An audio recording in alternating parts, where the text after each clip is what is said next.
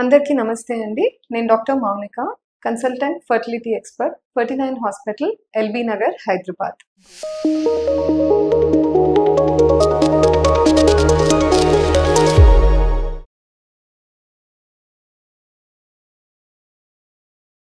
ఈ సమస్య లేని ప్రాబ్లంతో బాధపడుతున్న కపుల్స్‌లో ఎక్కువగా మేము నోటీస్ చేసే రీజన్స్ ఏంటి అన్న దాని గురించి ఈరోజు డిస్కస్ చేస్తానండి. సో దాన్ని మనం కాజెస్ ఆఫ్ ఇన్ఫర్టిలిటీ అని కూడా అంటాం. ముందుగా అసలు మీకు ఈ ప్రాబ్లం ఉందా లేదా అన్నది ముందు నిర్ధారించుకోవాలి. ఎందుకంటే ఒక 1 మంత్ 2 మంత్స్ ట్రై చేసి ప్రెగ్నెన్సీ రాలేదు కదా అనుకున్న టైంకి, గుడ్డు విడుదల అవుతున్న టైంకి ట్రై చేసాం, అయినా ప్రెగ్నెన్సీ కలగలేదు అంటే ఏదో ప్రాబ్లం ఉంది అని అలా డిసైడ్ కాకుండా, ఐడియల్ గా ప్రాబ్లం నిజంగా ఉంది అని ఎప్పుడు చూస్తామంటే, ఎప్పుడైతే పీరియడ్స్ కరెక్ట్ గా వస్తూ లేడీలో husband wife regular unprotected intercourse అంటే వారానికి అట్లీస్ట్ 2 to 3 times కలుస్తూ కాండమ్స్ కానీ టాబ్లెట్స్ కానీ ప్రెగ్నెన్సీ రాకుండా చేసే ఎటువంటి మెజర్స్ తీసుకోకుండా 1 year వరకు కంటిన్యూస్ గా ట్రై చేసినప్పటికీ వాళ్ళకి ప్రెగ్నెన్సీ కలగలేదు అంటేనే వాళ్ళకు ఇన్ఫర్టిలిటీ ప్రాబ్లం లేదా సమస్య ఉంది అని చెప్పి వాళ్ళు వెళ్ళి కన్సల్ట్ అవ్వాల్సి ఉంటుంది. ఇది లేడీ ఏజ్ మీద కూడా డిపెండెంట్ ఉంటుందండి. చిన్న వయసు లేడీస్ 35 లోపల ఉన్న వాళ్ళకి 1 year వరకు వెయిట్ చేయమంటాం, కానీ 35 కంటే ఎక్కువ వయసు ఉన్న లేడీస్ లో మాత్రము వేస్ట్ చేయకుండా టైం 1 year బదులు 6 months వరకే చూసి కాలేదు ప్రెగ్నెన్సీ అంటే నియరెస్ట్ ఫర్టిలిటీ సెంటర్ లో వెళ్ళి కన్సల్ట్ అవ్వమని చెప్తూ ఉంటాం. ఇలా వెళ్ళి కన్సల్ట్ అయినప్పుడు ఇన్ఫర్టిలిటీ కారణాలు వైఫ్ లో ఉండొచ్చు, హస్బెండ్ లో ఉండొచ్చు, లేదా కొన్నిసార్లు ఇద్దరిలో కూడా ఉండొచ్చు అండి. ఎక్కువగా లేడీస్ లో మేము చూసే రీజన్స్ ఏమేమి ఉంటాయంటే, ఒక లేడీకి గర్భసంచి 2 వైపులా ట్యూబ్స్, 2 అండాశయాలు రైట్ అండ్ లెఫ్ట్ ఉంటాయి. సో ఇవన్నీ కలిసి ఆ సిస్టమ్ అన్నది మనకు కరెక్ట్ గా వర్క్ అవుతుంటేనే ప్రెగ్నెన్సీ అనేది పాసిబుల్ అవుతుంది. దీనిలో విభజించి మనము సపరేట్ గా చూస్తే రీజన్స్ ఫర్ ఇన్ఫర్టిలిటీ ఎక్కువగా మేము చూసేది ఒవేరియన్ ఫ్యాక్టర్స్, అంటే అండాశయంలో ప్రాబ్లమ్స్ ఉండడం వల్ల ఎక్కువగా లేడీస్ లో ఇబ్బందులు ప్రెగ్నెన్సీ రావడానికి ఫేస్ చేస్తూ ఉంటారు. అన్నిటికంటే మోస్ట్ ప్రివలెంట్ లేదా చాలా కామన్ ఫ్యాక్టర్ పీసీఓడి, నీటి బుడగల సమస్య. ఇదైతే అందరికీ తెలిసిందే అండి. ఎందుకంటే ఇప్పుడు కాలంలో మన ఫుడ్ హ్యాబిట్స్ వల్ల కానీ, మనం యాక్టివిటీ వల్ల కానీ ఎవ్రీ 10 girls లో ఒకరికి లేదా ఇద్దరికి ఈ పీసీఓడి ప్రాబ్లం అన్నది ఉంటూనే ఉంది. ఎంత ప్రివలెంట్ గా ఉందంటే, ఒక సంవత్సరంలో సెప్టెంబర్ అన్న మంత్ ని మనం పీసీఓడి అవేర్నెస్ మంత్ గా డిక్లేర్ చేశారు.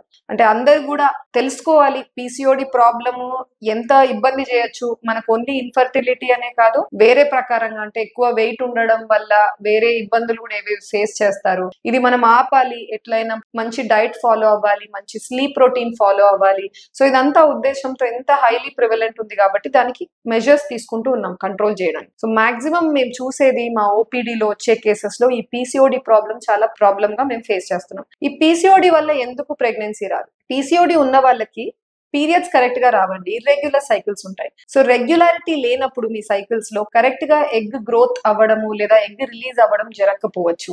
ఆ రీజన్ వల్ల ప్రెగ్నెన్సీ రావడం కష్టం అవుతూ ఉంటుంది. నా సెకండ్ వచ్చేసి సేమ్ అండాశయంలో ఇంకేం ప్రాబ్లం ఉండొచ్చు, లో ఓవేరియన్ రిజర్వ్.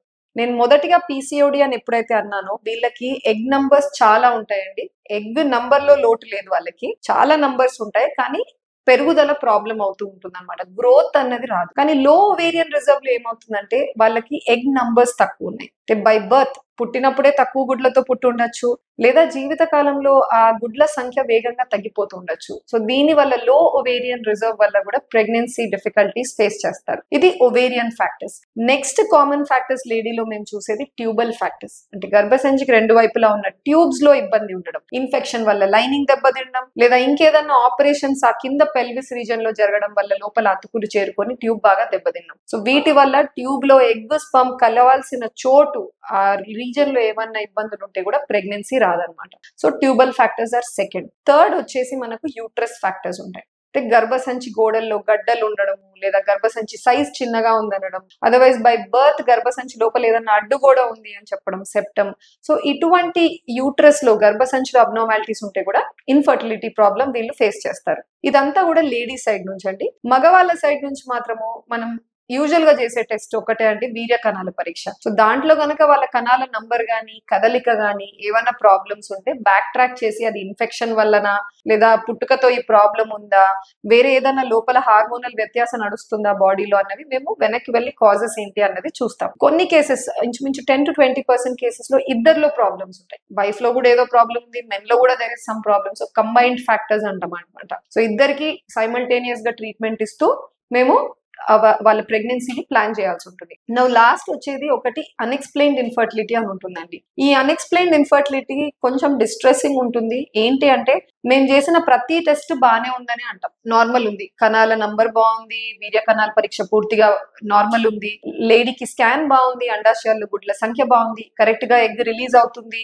గర్భసంచిలో పొర మంచిగా ఫామ్ అవుతుంది, ట్యూబ్స్ ఓపెన్ ఉన్నాయి, అంటే అన్ని టెస్ట్లు మేము చేసే ఇన్వెస్టిగేషన్ గానీ ఎవాల్యుయేషన్ గానీ పర్ఫెక్ట్ ఉంటాయి. అయినా కూడా వాళ్ళకి ప్రెగ్నెన్సీ రాదు, మేము ఇస్తున్న ట్రీట్మెంట్స్ కి వాళ్ళు రెస్పాండ్ కారు. సో వీళ్ళని అన్ఎక్స్ప్లెయిన్డ్ ఇన్ఫర్టిలిటీగా మేము డయాగ్నోస్ చేస్తాం. సో ఈ అన్ఎక్స్ప్లెయిన్డ్ ఇన్ఫర్టిలిటీ అంటే ఏంటంటే వాళ్ళకి ప్రాబ్లం లేదు అని కాదండి, మనం చేస్తున్న బేసిక్ టెస్ట్ లో ఆ ప్రాబ్లం ఏంటిది అన్నది బయటపడట్లేదు. లైక్ ఐ సెడ్, ఒక స్కాన్ లో మనకు లోపల మైక్రోస్కోపిక్ సైజ్ లో ఉన్న ఎగ్ కనపడదు కాబట్టి ఆ ఎగ్ క్వాలిటీ ఎలా ఉంది, కరెక్ట్ గా ట్యూబ్ విడుదలైన సమయానికి దానికి పట్టుకుందా లేదా, కణాలు నంబర్ కదలిక బాగున్నప్పటికీ వెజైనాలో పడ్డాక ఎంతో డిస్టెన్స్ ట్రావెల్ చేసి ట్యూబ్ లో ఎగ్ వరకు రీచ్ అయ్యే దారిలో కణాలు చనిపోతున్నాయా, గుడ్డు వరకు చేరుకోలేకపోతున్నాయా, పిండం ఏర్పడినప్పటికీ అది అబ్నార్మల్ ఉండడం వల్ల గర్భసంచి దాన్ని తోసేస్తుందా, అతుక్కోనివ్వట్లేదా. సో ఇట్లాంటి చిన్న చిన్న ఫ్యాక్టర్స్ ఇవన్నీ కూడా మనకు అన్ఎక్స్ప్లెయిన్డ్ ఇన్ఫర్టిలిటీ కింద వస్తాయి. సో అందుకే మీరు వెళ్ళినప్పుడు కన్సల్టెంట్ లేదా ఫర్టిలిటీ ఎక్స్పర్ట్ దగ్గరికి మీ హిస్టరీ ఏంటి, మీ సైకిల్స్ ఎలా ఉన్నాయి, భర్త భార్య రెగ్యులర్ గా కలుస్తున్నారా లేదా, కలిసేటప్పుడు ఏమైనా ఇబ్బందులు ఉన్నాయా, ఇవన్నీ అడిగిన తర్వాత ఈ బేసిక్ టెస్ట్ చేసి మీకు ఏదన్నా ఇష్యూ ఉందా దానికి పరంగా ట్రీట్మెంట్ ఇచ్చి ప్లాన్ చేయాలా. అదర్వైజ్ మీరు అన్ఎక్స్ప్లెయిన్డ్ ఇన్ఫర్టిలిటీ కింద వస్తే మీకు సపరేట్ ఉంటుందండి. సో దట్ ట్రీట్మెంట్ ఏది ఉంటుంది అన్నది మీ కాజ్ ఆఫ్ ఇన్ఫర్టిలిటీ అంటే రీజన్ ఏంటిది అనేది బయటపడితే మనం దాన్ని ట్రీట్మెంట్ చేయగలిగితే ప్రెగ్నెన్సీ రిజల్ట్ అనేది ఫాస్ట్ గా అచీవ్ చేయొచ్చు. Thank you.